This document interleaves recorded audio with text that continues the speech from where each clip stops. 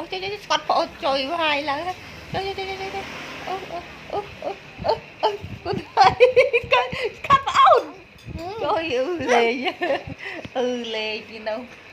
mất mà con thấy ok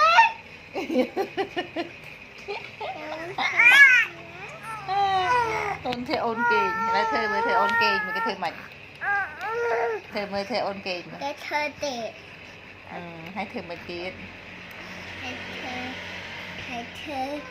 đại tâm hai thơ tệ